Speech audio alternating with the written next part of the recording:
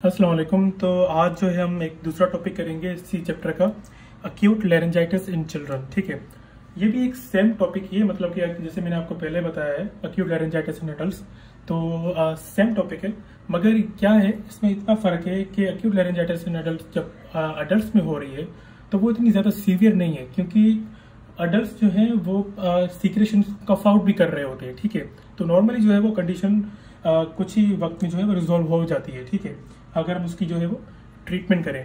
तो इसके अलावा अगर ये चिल्ड्रन में हो रही है तो ये बहुत ज़्यादा सीवियर होगी देन अडल्ट्स। ठीक है, तो ये भी वही, मतलब इसकी डेफिनेशन वही होगी, अक्यूट जो है वो inflammation in laryngeal mucus membrane.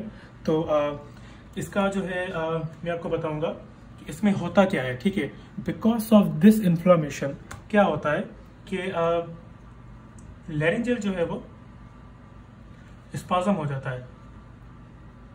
Because of this laryngeal जो है वो स्पाज्म हो जाता है। लैरिंजियल स्पाज्म होता है तो इसके साथ साथ क्या होता है कि चाइल्ड जो है less able to cough out secretions. जो बच्चे जो हैं फिर जो है वो इस कंडीशन में क्या होता है कि वो सीक्रेशन जो है वो वहां पे जो एक्सुडेट जमा हो रहा है वो उसको जो है वो कफ आउट नहीं कर पाते, बस उसको बाहर नहीं निकाल पाते। ठीक है, तो इसकी वजह से क्या होता है कि उनमें डिस्निया होना शुरू हो जाती है, क्लिनिकल फ्यूचर है। ठीक है, इसके अलावा जो है साइनोसिस भी हो सकती है इस कंडीशन में। तो इसके कॉजेटिव फैक्टर्स वही होंगे जो मैंने आपको बताए थे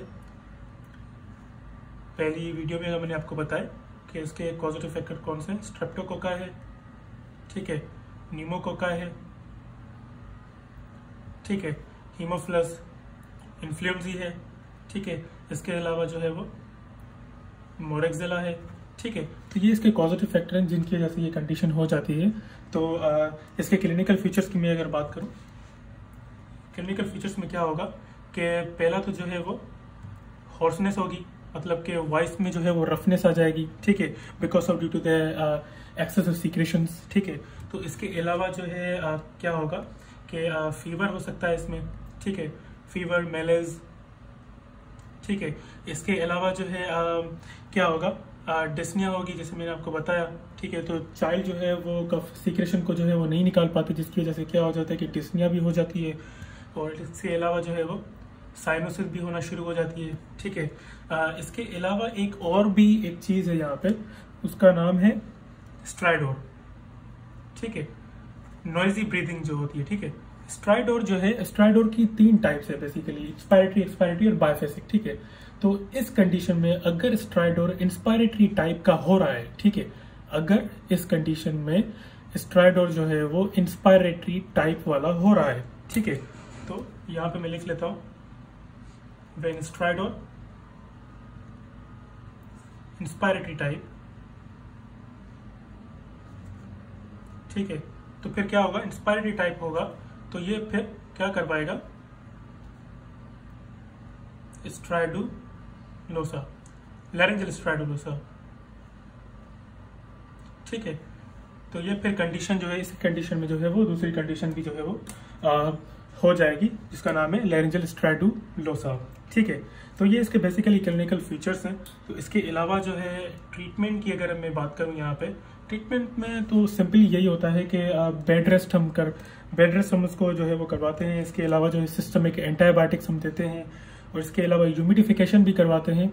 ठीक है, तो एंटी इन्फ्लामेटरी और एंटी पायरेटिक हम ड्रग्स भी देते हैं because of due to the symptoms. ठीक है, तो इसके अलावा अगर इसमें लैरिंजियल एडिमा हो रहा है, जैसे कि एक्यूट इन्फ्लामेशन जो अडल्ट्स में हो रही थी उसमें लैरिंजियल एडिमा हो रहा था, तो इसमें इस कंडीशन में भी लैरिंजियल एडिमा होगा, तो उसमें क्या होगा कि हम सिस्टमिक जो है स्टेरॉइड्स हम देंगे, जिससे जो है वो एडिमा रिलीव हो सकता है। ठीक है, तो अगर सीवियर केसेस हो जाएगा, अगर ये कंडीशन बच्चों में सीवियर हो रही है, बहुत ज्यादा हो रही है, ठीक है, मतलब कि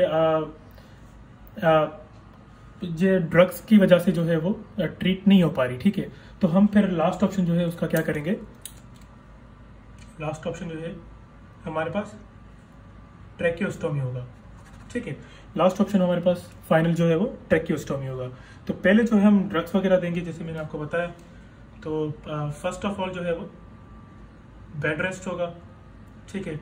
उसके अलावा जो है वो सिस्टमिक एंटीबायोटिक्स हम देंगे, ठीक है, और सिस्टमिक जो है वो स्टेरॉइड्स देंगे, ठीक है, ताकि हम जो है वो एडिमा को जो है वो उसको रिलीव कर सकें, ठीक है।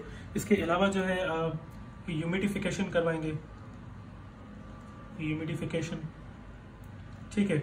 और फाइनल जो है वो क्या होगा कि एंटी इन्फ्लामेटरी और एंटी